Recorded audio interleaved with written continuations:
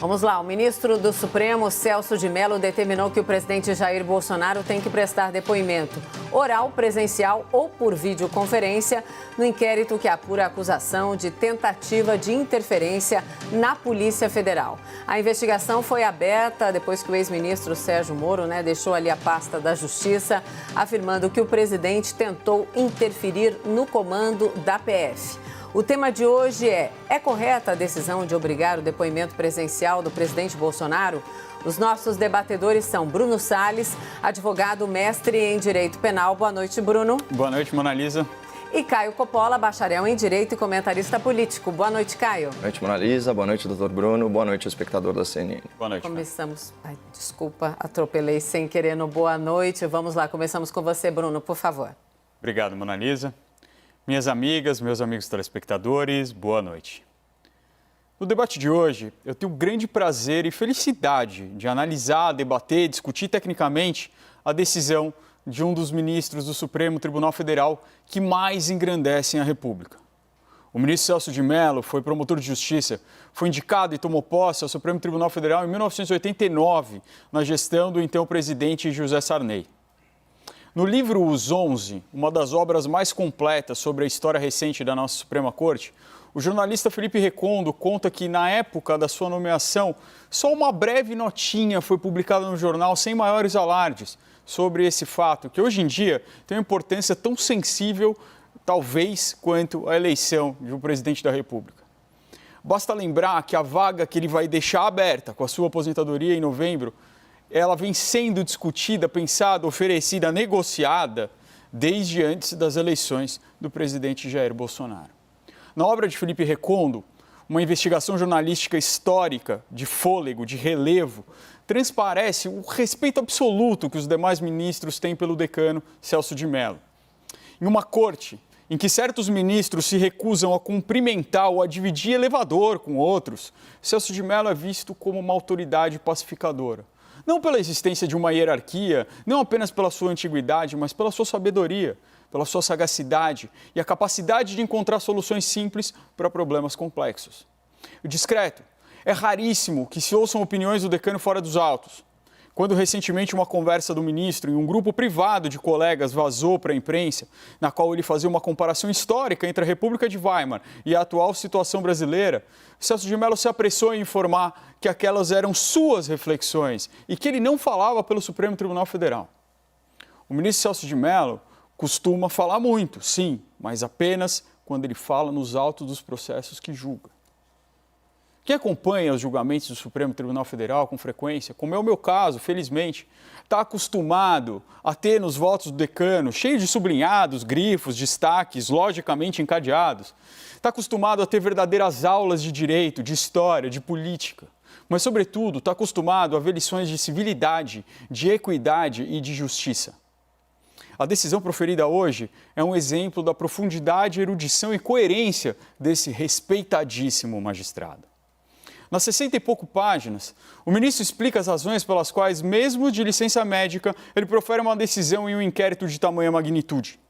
Ele elenca uma série de precedentes que mostram a possibilidade de proferimento de decisão, já que ele tinha os autos conclusos com ele para sua apreciação antes de entrar em licença médica. Que ele frisou ser apenas a 4ª licença médica que ele exerce nos seus mais de 50 anos de carreira pública. Após essas considerações iniciais, o que a gente tem é uma aula de direito constitucional e de processo penal. O que, para os amantes das ciências jurídicas, como é o meu caso, felizmente, é uma decisão para ser saboreada, apreciada, compreendida, aprendida. Citando diversos precedentes, o ministro remarca que a prerrogativa de apresentar depoimento por escrito concedida aos chefes dos 3 poderes da República só se aplica nos casos em que eles serão ouvidos como testemunhas, mas não como investigados. Nos faz lembrar que essa disposição do artigo 221, parágrafo 1º, está inserida no capítulo 4º do Código de Processo Penal, que trata justamente das testemunhas. Nos faz lembrar que a primeira vez que ele teve esse entendimento foi há quase 20 anos atrás. E que tem um entendimento do saudoso ministro Theory, quando o presidente do Senado, Renan Calheiros, requereu a aplicação do mencionado benefício, que foi negado, com o mesmíssimo entendimento que ele imprimiu hoje na decisão proferida.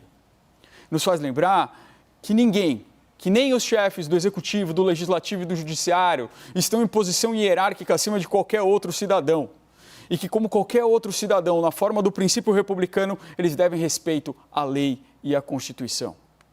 A decisão do ministro Celso de Mello é mais um presente que ele vai deixar para a República, dentre a enorme herança jurídica que ele já legou à nossa nação. Porque é uma decisão fundada no império das leis, na defesa da sociedade, mas, acima de tudo, no pilar que alicerça o processo penal, que são as garantias dos indivíduos, as famosas garantias individuais. Dos indivíduos, dos dois indivíduos que são investigados nesse inquérito, o excelentíssimo presidente da República e o cidadão, senhor Sérgio Moro. A decisão do ministro é uma aula sobre tudo aquilo que Bolsonaro e Moro jamais conseguiram compreender, mas que, felizmente, por a gente viver num Estado democrático de direito, eles poderão usufruir. Que é a importância da garantia dos princípios e dos direitos fundamentais dos cidadãos. Caio, suas primeiras considerações, por favor.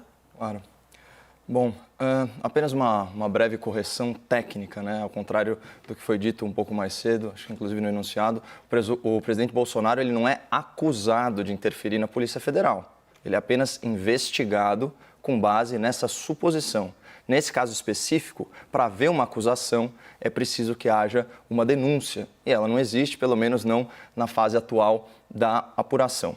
Muitas vezes as pessoas confundem, né, os conceitos de suspeita e de acusação, mas quando o conflito ele adentra a esfera do direito penal, é muito importante a gente buscar aí um maior rigor terminológico, até como um desdobramento natural da garantia constitucional da presunção de inocência. Então, da mesma forma que é indevido tratar um acusado como condenado, é impróprio tratar um suspeito como acusado. Outro fato aí digno de nota, o inquérito, né, que enseja a discussão de hoje, ele foi instaurado a pedido da própria Procuradoria-Geral da República. Isso no espírito de apurar as declarações do ex-ministro da Justiça, o Dr. Sérgio Moro, que mais tarde afirmou categoricamente, em depoimento oficial à Polícia Federal, que não imputou qualquer crime ao presidente, ou seja, não o acusou de absolutamente nada. Também é imprescindível, para adequada compreensão aí do caso, retomar um pouco a cronologia da atuação repreensível, controversa e juridicamente incoerente do Supremo Tribunal Federal.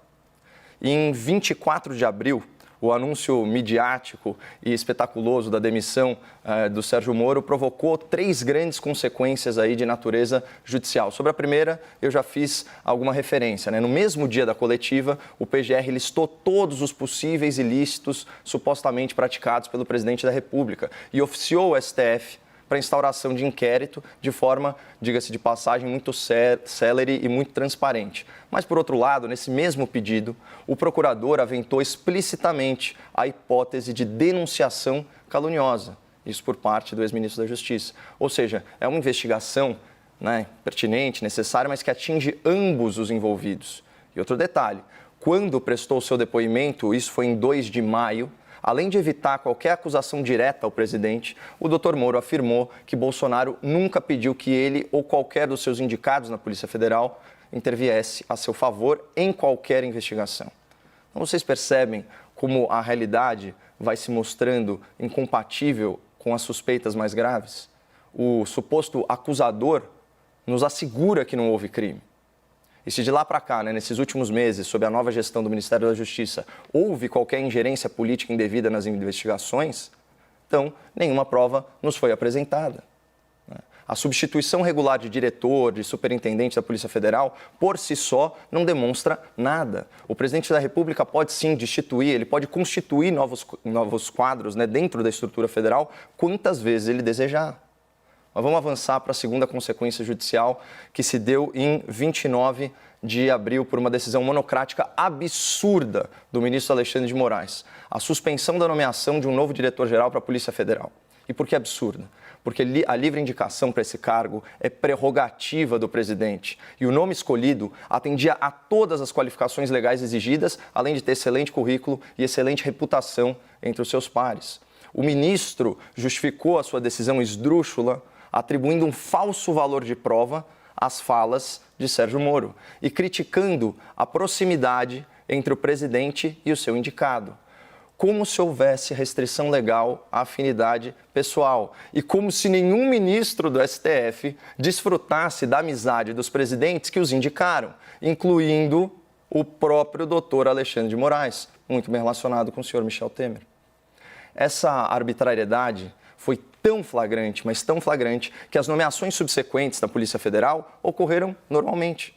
E o delegado, que havia sido impedido de assumir o posto, ele voltou a ocupar uma posição igualmente prestigiosa, igualmente estratégica, de diretor-geral da ABIN, Agência Brasileira de Inteligência. Para vocês terem uma ideia de como pegou mal para a STF patrocinar essa interferência inconstitucional do Judiciário no Executivo, o ministro Decano, tão elogiado aqui, enviou ofício à presidência do STF para que decisões que resvalassem em outros poderes fossem tomadas pelo plenário do Supremo e não de forma individual. Finalmente, a terceira consequência judicial relevante, né? Em 22 de maio, o relator do inquérito, já citado, o ministro Celso de Mello, num ato que muitos interpretaram como abuso de autoridade, com base no artigo 28 da nova lei, liberou a divulgação do conteúdo quase integral da famigerada reunião ministerial de 22 de abril, né, apontada por Sérgio Moro e pela sua defesa como evidência maior de que seu relato sobre os acontecimentos era fidedigno. O vídeo escancara o desagrado do presidente com o serviço de informação, o receio de perseguição a ele e às pessoas próximas e a disposição de substituir autoridades que estivessem desalinhadas com o governo em cargos de confiança. Embora o presidente fale num linguajar muito vulgar, ele não vocaliza qualquer intenção de interferir em investigações policiais em curso ou de praticar qualquer outra ilegalidade.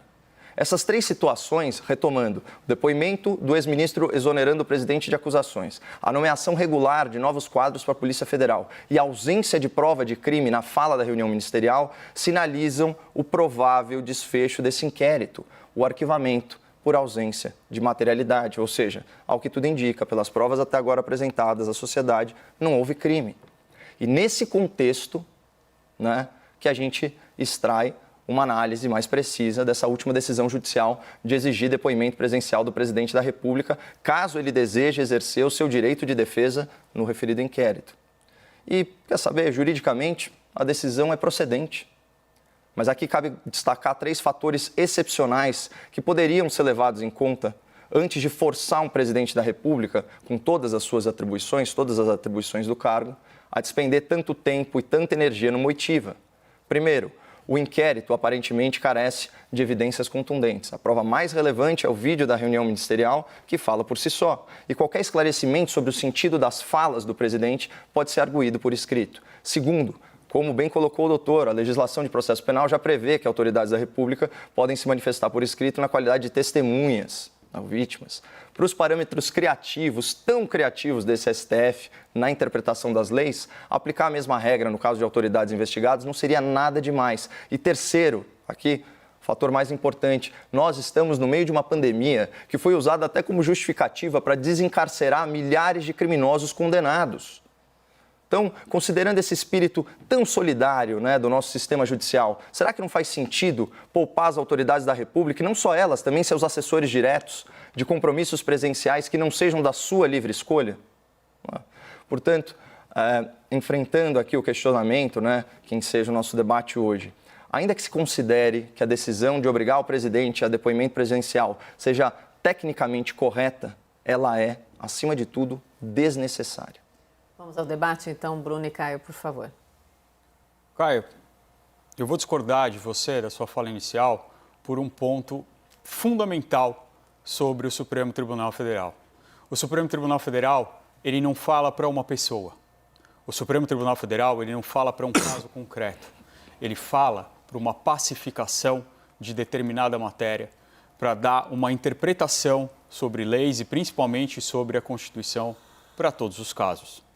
A questão de autoridades com prerrogativa, algumas autoridades selecionadas, nem todas, poderem designar, combinar qual é o horário, qual é o dia que eles vão prestar esse depoimento e os chefes dos poderes poderem fazer isso por escrito, é uma regra já bastante antiga e que vem há bastante tempo sendo interpretada. Já havia uma consolidação por essa regra de que ela não se aplicaria a investigados. E aqui, Caio, com a devida vênia, usando uma palavra do Supremo Tribunal Federal, eu preciso fazer uma correção. E existem sim investigados na fase pré-processual. Existem sim investigados no inquérito policial. Foi o que eu falei, esse investigado, ele pode ser investigado formalmente ou ele pode ser investigado ainda de uma maneira informalmente. E nessas duas hipóteses, ele é tratado como um acusado. Ele é tratado sim como acusado. É diferente depois do recebimento da denúncia, quando ele também é acusado, mas ele se torna réu. Ele se torna uma pessoa que responde uma ação penal. Mas dentro do grande conjunto da persecução penal, que vai englobar tanto o inquérito quanto a ação penal, uma pessoa pode ser acusada sim. E uma pessoa estar na posição de acusada não é algo para fazer dela uma pessoa só perseguida. Pelo contrário, quando você está na posição de acusado, de investigado, você tem muito mais garantias dentro de um inquérito policial e dentro de uma investigação e dentro de uma ação penal. Tem a garantia, por exemplo, que você mesmo trouxe de permanecer em silêncio, de não prestar depoimento, de não querer falar nada sobre isso. Então, sim, o presidente da República, ele figura como acusado nessa investigação, sim. Se ela é procedente ou não, é outra coisa. A gente pode falar das provas, como você muito bem adentrou aí na sua fala inicial, que eu também discordo. Mas que ele figura como um acusado e que, por isso, tem os direitos, deve exercer os direitos de acusado, isso é algo inconteste e a decisão do decano é completamente clarividente e cristalina nesse ponto. Bom, vamos lá, doutor. Eu acho que você não prestou atenção na minha argumentação. Prestei. Eu fiz uma contraposição entre investigado e acusado nesse caso específico, no caso específico em tela. Ele seria acusado por quem? Claro, a imprensa ela sempre se precipita em relação à justiça. Então, ela já deu um teor acusatório para as falas do ministro Moro. E ok, mas a partir do momento que ele próprio reconhece em depoimento oficial que não fez qualquer acusação, quem está acusando? Se não é o ministro Moro e se não é a Procuradoria-Geral da República, quem acusa o presidente? Ninguém, ele é só investigado. Tanto que a palavra acusado ou acusação não consta da decisão do ministro, não consta do pedido de abertura de inquérito do senhor Augusto Aras. E, de novo, agora refutando o seu argumento em relação à jurisprudência consolidada. A pandemia, como uma situação excepcional, ela está gerando uma série de novos processos decisórios aí, né? Então, da mesma forma que é assustador a gente ver só no mês de abril mais de 30 mil criminosos condenados sendo desencarcerados em razão da pandemia do novo coronavírus, a gente também pode assumir que é razoável minimizar riscos, né, impondo a autoridades e a sua assessoria, né, traslados que não sejam da sua livre escolha. Isso também, enfim, isso não é tão relevante. E eu concordo contigo, o Supremo Tribunal Federal, ele não fala para uma pessoa, ou melhor, não deveria falar para uma pessoa, porque o casuísmo nessa composição do STF é público e notório, né? Agora, não se trata de casuísmo nesse caso por ser o presidente Bolsonaro, mas sim por ser o cargo da presidência da República. Se esse fosse exatamente o caso com o senhor Rodrigo Maia, eu faria a mesma defesa de argumentação. Olha, juridicamente pertinente, mas é desnecessário. Porque o que interessa à sociedade é o quê? É o esclarecimento. Isso pode ser feito por escrito, pode ser feito num segundo momento e não requer, vamos dizer assim, a visita do presidente, né, o depoimento presencial do presidente.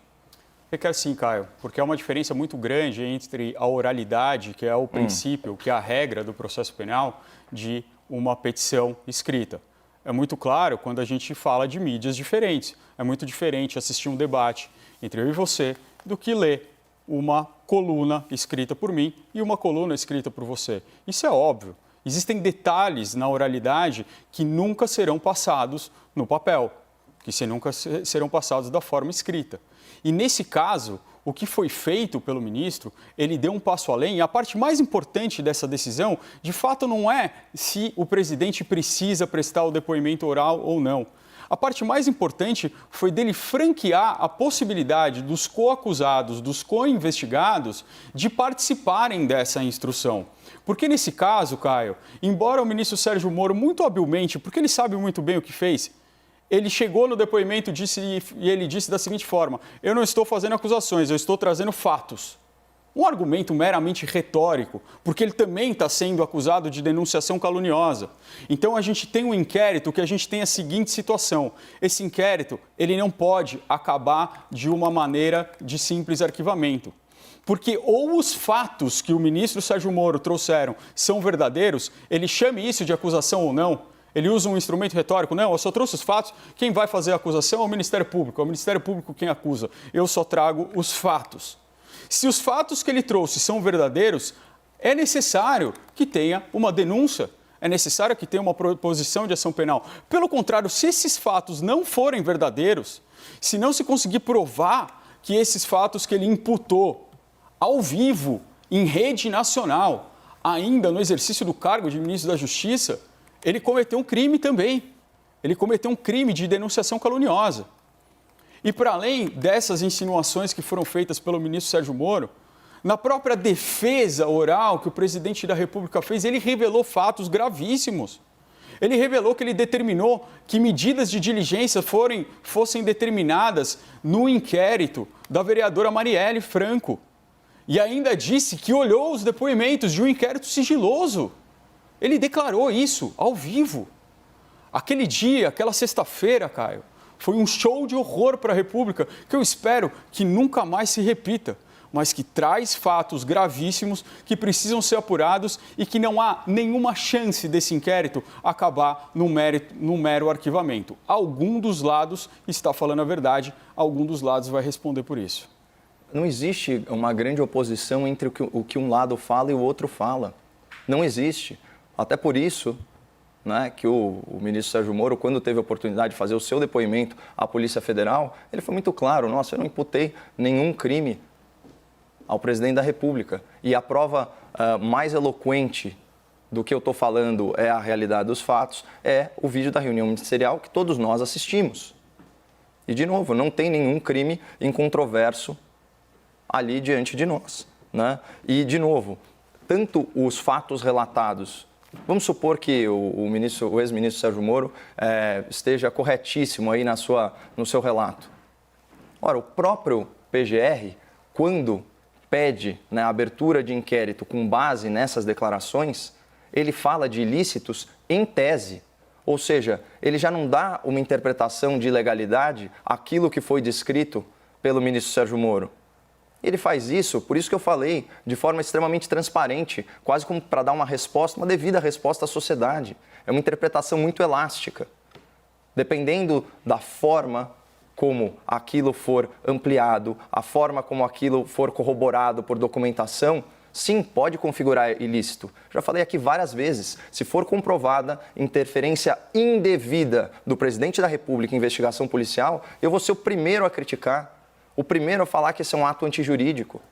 Só que não, o que a gente está vendo é simplesmente interferência prevista na Constituição, da prerrogativa da presidência da República, na indicação de cargos. É disso que se trata aqui. Agora, só voltando, fazendo um contraponto à sua fala inicial, né, do tão elogiado decano, a comparação com a República de Weimar, ou seja, que antecede a ascensão do Terceiro Reich nazista, é um desatino, né, que ele corroborou. Ele disse: não, realmente é a minha mensagem.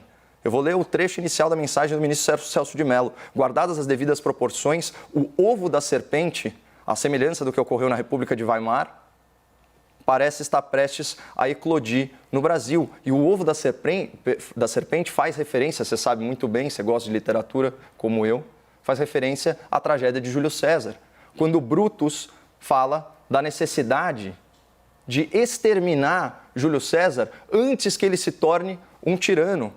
Né? Olha só como é esse texto. Um ovo de serpente que, eclodindo como a sua espécie, cresceria malevolamente, pelo que urge matar na casca. Ou seja, antes que o presidente Bolsonaro, né, nesse delírio de fascismo imaginário, incorra em arroubos autoritários ou em atos autoritários, vamos cuidar para que ele e seus apoiadores, que foram sim comparados pelo ministro decano a nazistas, não ganhem poder, não permaneçam no poder ou não tenham aí, vamos dizer assim, tranquilidade por o exercício da sua cidadania e dos seus direitos políticos. Então, não dá para relevar esse tipo de colocação. Isso daí, inclusive, é uma falácia argumentativa, né? O reductio ad Hitlerum, e é muito triste ver que o decano da Corte tenha essa visão, né? Não apenas sobre o presidente da República, mas principalmente sobre os cidadãos que são seus apoiadores. Caio, continua com a palavra, por favor, porque os argumentos finais já começaram e você é o primeiro, por favor. Claro. Só então, já complementando o que eu estava falando, a fala do decano tem inclusive uma tonalidade golpista. Ele diz o seguinte, aspas, bolsonaristas desprezam a liberdade e odeiam a democracia. De onde ele tirou isso? Não é o senhor, doutor, que é tão avesso a generalizações? Vou repetir, bolsonaristas desprezam a liberdade e odeiam a democracia. Essa é a frase do decano do Supremo Tribunal Federal. E é uma frase que me faz, ao invés de lamentar a sua saída, comemorar a sua saída. E eu espero que o presidente Bolsonaro indique para o cargo, né, e que o Senado sabatine e aprove a nomeação, né, de um magistrado que esteja um pouquinho mais alinhado com os reais valores da sociedade brasileira, para equilibrar uma corte que está em completa dissociação, né, com a moralidade nacional, né, com a visão que as pessoas têm, né, do que é justiça. Porque hoje em dia o que a gente vê é um Supremo Tribunal Federal que colocou a justiça a serviço do processo, quando na verdade a gente sabe que é o processo que deve estar a serviço da justiça. E esse caso, mais uma vez, dentro desses inquéritos, assim como tantas outras medidas do Supremo Tribunal Federal, em destaque aqui o inconstitucional inquérito das fake news, é mais um motivo pelo qual essa composição do STF vai entrar para a história como a pior delas.